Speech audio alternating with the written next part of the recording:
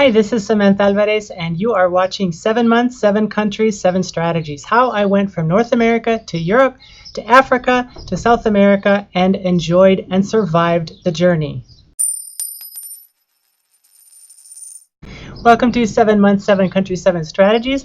As you can hear through these videos, I'm sharing my living accommodation now with lots of chirpy birds.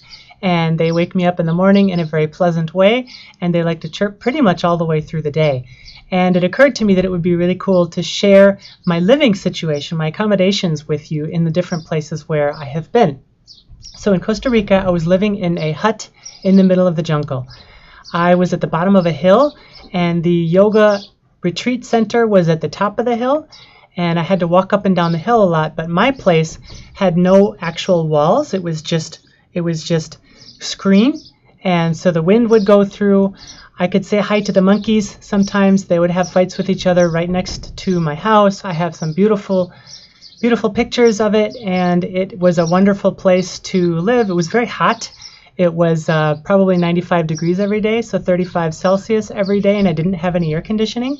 All I had was 2 fans so that I could put one in to pull air in and another to pull air out, so I could keep a breeze going through, because it was all screen anyway. That was a lovely situation. I did not have any roommates in my little hut. Then I came back to Tucson, Arizona, and I stayed in an AirBnB.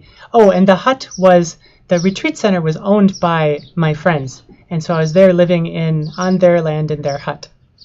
So after that, I went to the US and I rented an Airbnb.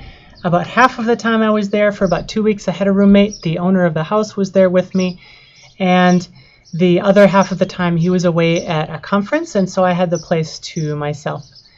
And after that, I went to Budapest, and I was sharing an apartment in Budapest for $700, 600 euros a month. That was a 3-bedroom place that had 15-foot, 5-meter tall vaulted ceilings with these giant windows out onto the street. It was absolutely gorgeous for dirt cheap, and it was a wonderful place to live. After that, I went to Berlin, and I rented on Wie gesucht. German speakers are going to make fun of me for that, but it's WG. A German-speaking friend of mine helped me figure out where exactly I could live, and I connected with this person on Skype a couple of times and ended up renting with her for some time. After that, I went to Cape Verde, and that was a trip to try and find a place to live in Cape Verde. I knew the city I wanted to go to because I knew where the best internet was, and I actually spent about a month beforehand talking to different people at the university, asking if they could help me find a place to live. In the end, I actually found a place on Airbnb for a week and ended up staying there the whole almost a month that I was there, because I tried to find 2 or 3 different places that I had decided to move in on. Both of them ended up falling through just because that's the way things work there. And so I ended up staying in this hotel that I had rented through Airbnb or maybe Booking.com, I'm not sure which, and then ended up leaving Cape Verde. I came back to Lisbon and stayed in one of the coolest places I've ever stayed in my life. This place was a gamer's dream, and I can't remember the name of it right now, but this guy had set up a couple of different rooms, and he had an apartment with maybe 5 or 6 different bedrooms, and he'd set up 3 or 4 of the bedrooms to be theme places where people could rent on Airbnb, and mine was Super Mario. I had a place I could play Zelda on the wall, the stand-up things like you see in the big electronics stores. I had one where I could play Super Mario on the Wii.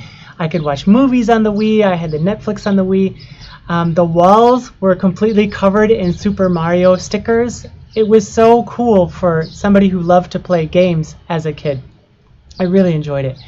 When I went to Brazil in Fortaleza, I stayed with a friend in his house.